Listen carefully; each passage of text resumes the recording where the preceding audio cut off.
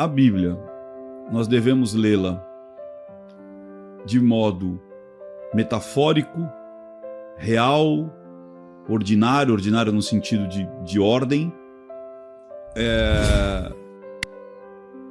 necessário todos os livros para o dia de hoje, ou ali também tem uma parte histórica, tipo, foi assim que começou a fé, foi assim que começou o meu povo passou por isso, por exemplo, Reis, meu povo, tudo bem, vai, Êxodo, né, o meu povo passou por isso, aí depois, olha, houve a necessidade aqui de acontecer essas... Jó é uma grande metáfora, aí, Novo Evangelho, são cartas, são comunicados no cristianismo primitivo.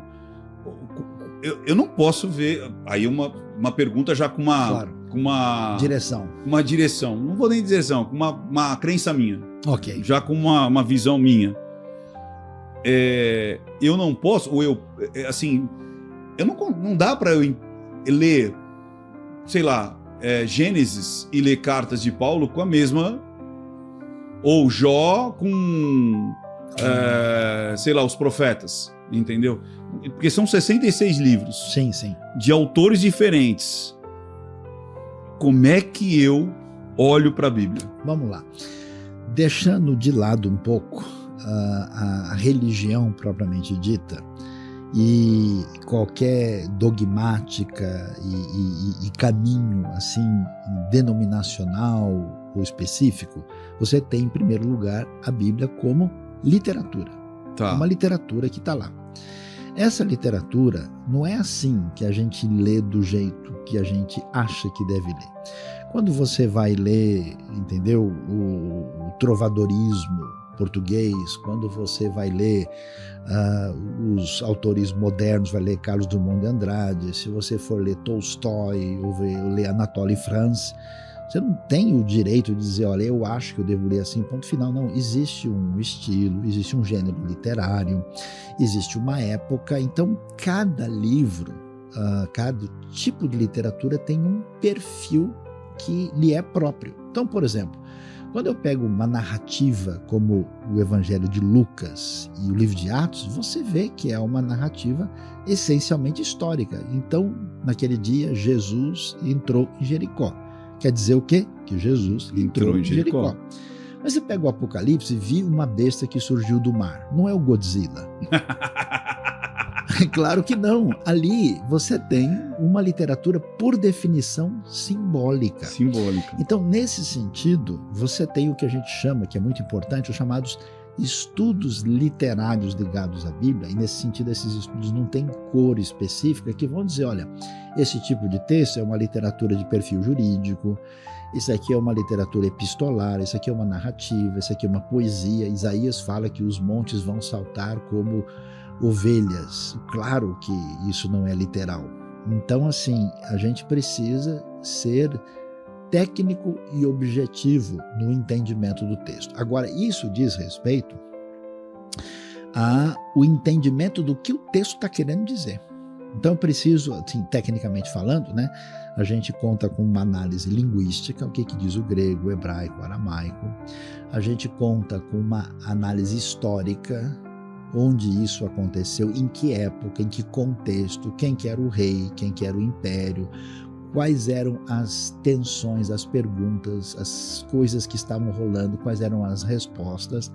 A gente pergunta quem é o autor, qual é o contexto geográfico disso aqui.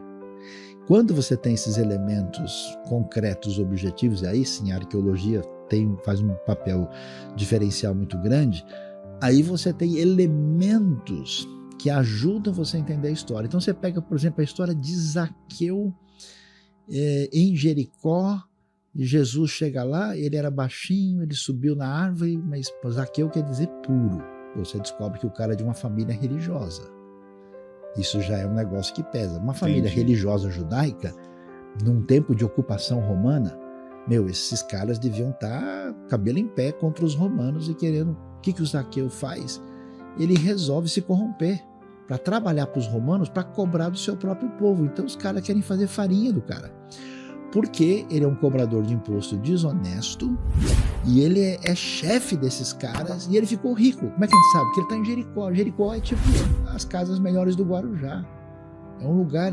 Aí quando você tem esses detalhes, você vê o que o Zaqueu faz. Ele abre mão da sua rede de relações, da sua conexão com o seu povo atrás da grana. E ele fica sozinho, perde tudo e fica numa situação onde a sua caminhada o deixa vazio. Aí ele encontra Jesus. E o detalhe do texto é tão interessante porque ele é baixinho, né? Sempre olharam para ele de cima para baixo. Ele sobe na árvore e Jesus é o primeiro que vai olhar para ele de baixo para cima e vai chamá-lo pelo nome e dizer, ó, escuta, quero almoçar com você hoje. Então, o texto ganha uma vivacidade, uma força, ele ganha cores, ele ganha movimento quando você tem esse elemento. Aí vem o outro aspecto que vem depois. Você fez essa lição de casa direitinho, você entendeu, pegou ferramentas, compreendeu o que está rolando. Quando você entende o que o texto quis dizer, aí vem a segunda pergunta: o que é que eu vou fazer com isso? Isso é pertinente para agora?